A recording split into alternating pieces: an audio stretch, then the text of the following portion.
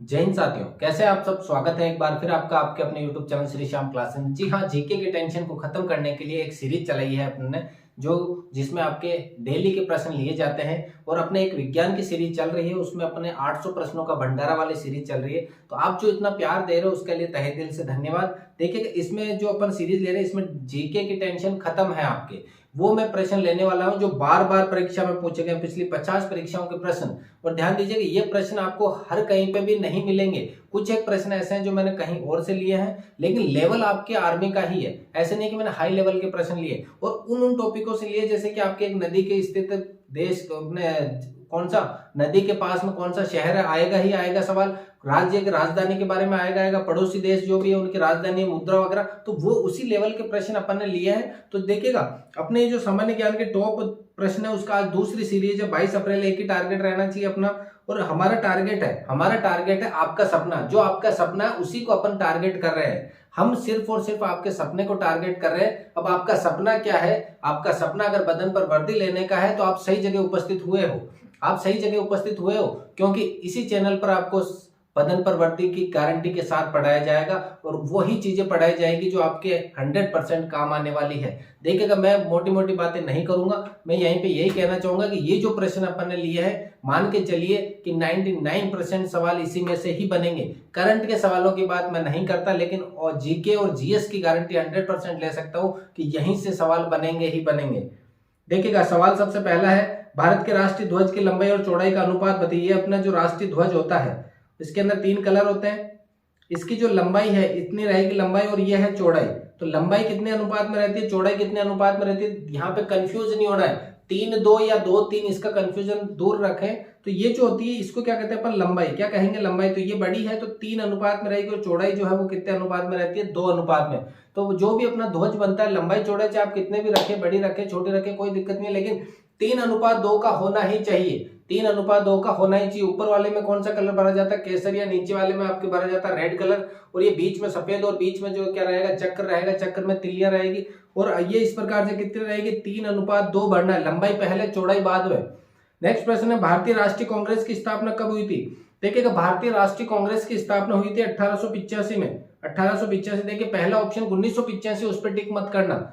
और अपने स्थापना हुई थी 28 दिसंबर 1885 को। और किसने की थी ये भी सवाल बनता है। A.O. ह्यूम और दादाभाई नेरोजी ने।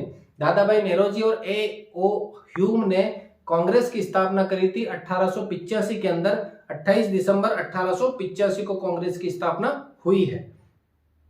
अगला, क्रिकेट विश्व कप 2023 में उप विजेता कौन सी। ध्यान देना, उप विजेता पूछा, विजेता नहीं पूछा, उप विजेता। और वो भी किसका, क्रिकेट विश्व कप का उप विजेता अपन कैसे बोल सकते हैं जब हमारे चोट लगी थी, जब आपके जो उन्होंने भारत पूरे वर्ल्ड कप में पूरे मैच जीतते हुए फाइनल के अंदर हारा तो अपने को निराशा देखने को मिली थी। तो हारा कौन था, उप विजेता कौन रही थी, अपने देश भारत रहा था। विजेता कौन रहा था, ऑस्ट्रेलिया। ऑस्ट्रेलिया ने भारत को फाइनल के अंदर हराया था। अब यहाँ अगर विश्व कप से रिलेटेड अगर क्वेश्चन बनता है तो आपको ये भी ध्यान रखना है कि सबसे ज्यादा रन स्कोरर कौन है, सबसे ज्यादा विकेट किसने लिए हैं, कहाँ मेजबानी हुई है, फाइनल कौन सी जगह पर खेला गया था। ऐसे सवाल आपका अक्सर पूछे जाते हैं। एक स्पोर्ट्स का सवाल आएगा ही आएगा। अगला, ब्रह्मा समाज की स्थापना किसके द्वारा की गई थी। ब्रह्मा समाज की स्थापना 1828 को राजा राजमोहन राय के द्वारा की गई थी। ब्रह्मा समाज की स्थापना। तो देखिएगा पुराने जो व्यक्तित्व है, जो व्यक्ति है, बड़े बड़े व्यक्ति, उनके बारे में सवाल पूछा जाता है अक्सर। तो राजा राजमोहन राय ने किस समाज की स्थापना करी थी, ब्रह्मा समाज के 1828 में। अगला, 10 मई 1857 की क्रांति कहां से शुरू हुई थी। 10 मई 1857 को जो क्रांति शुरू हुई थी वो कौन सी जगह से शुरू हुई थी, तो वो जगह कौन सी थी, अपने मेरठ से शुरू हुई थी। कितने जवानों ने भाग लिया था, सबसे पहले 85 जवानों ने भाग लिया था उस क्रांति में। और वहीं से आग उत्पन्न हुई थी, एक चिंगारी सुलगी थी कि भारत को आजादी चाहिए। वहीं से 1857 की जो क्रांति थी उसी से चिंगारी सुलगी थी। 85 जवानों ने सबसे पहले उसमें भाग लिया था। खानवा का युद्ध कब हुआ। देखिए खानवा का युद्ध हुआ है 16 मार्च 16/3/1527 को। 16/3/1527 को खानवा का युद्ध हुआ है। और ये खानवा स्थित कहाँ है, आगरा से 35 किलोमीटर दूर एक गांव है खानवा। वहां पर ये युद्ध लड़ा गया था। किन किन के मध्य लड़ा गया था, बाबर और राणा सांगा के मध्य युद्ध लड़ा गया था। बाबर का यह सबसे बड़ा दूसरा युद्ध था पानीपत के बाद में। पानीपत के बाद में दूसरा सबसे बड़ा युद्ध था और इसमें मुगल सेना की विजय होती है। और ये क्या था, खानवा का युद्ध। अपन कहते हैं 26 में पानी पिया, 27 में खाना खाया। 26 में आपके पानीपत का युद्ध है, 27 में किसका है, खाना यानी खानवा का युद्ध है। वर्ष का सबसे छोटा दिन कौन सा, देखिए छोटा और बड़ा। छोटा कब होगा, दिन छोटा होता है सर्दियों के दिनों में और दिन बड़ा होता है गर्मियों के दिनों में। अभी सर्दियां हैं तो सर्दियों के दिनों में दिन क्या होते हैं, छोटे, रात बड़ी होती है। तो सर्दियों के दिनों की बात करें तो कौन सा है, 22 दिसंबर। देखिएगा 22 दिसंबर सबसे छोटा दिन और सबसे बड़ी रात है। लेकिन 21 जून और 21 जून की बात करें, 21 जून सबसे बड़ा दिन और सबसे छोटी रात है, ध्यान देना। गर्मियों में अपन को पता है गर्मियों के अंदर क्या होता है, गर्मियों के अंदर दिन क्या रहते हैं, दिन रहेंगे बड़े और रात रहेगी छोटी। लेकिन सर्दियों में रात बड़ी और दिन छोटे। और ये जो 21 मार्च और 21 सितंबर है, ये दोनों के दोनों रहते हैं दिन और रात बराबर। ये जो अभी 21 मार्च आने वाली है, इस दिन के बाद से क्या हो जाएंगे, दिन बड़े होने लग जाएंगे और रात छोटी होने लग जाएगी। तो 21 मार्च और 21 सितंबर क्या है, इनके मध्य के दिन है। इस दिन को दोनों के दोनों रात और दिन क्या होती है, बराबर होती है। नेक्स्ट प्रश्न है, कपास की खेती के लिए। देखिएगा कपास एक ऐसी जगह पे होती है जिस खेत की मिट्टी काली होगी, जिस खेत की मिट्टी क्या होगी, काली होगी, उसी खेत में क्या होगी, कपास होगी। यानी कपास के लिए काली मिट्टी का होना जरूरी है। काली होती तो वैसे दूसरी में भी है, लेकिन काली मिट्टी में कपास की खेती बहुत ही गुणवत्तापूर्ण होती है, बहुत ही शानदार होती है। तो आरटीआई का क्या अर्थ है, आरटीआई देखिए एक फुल फॉर्म का भी आता है।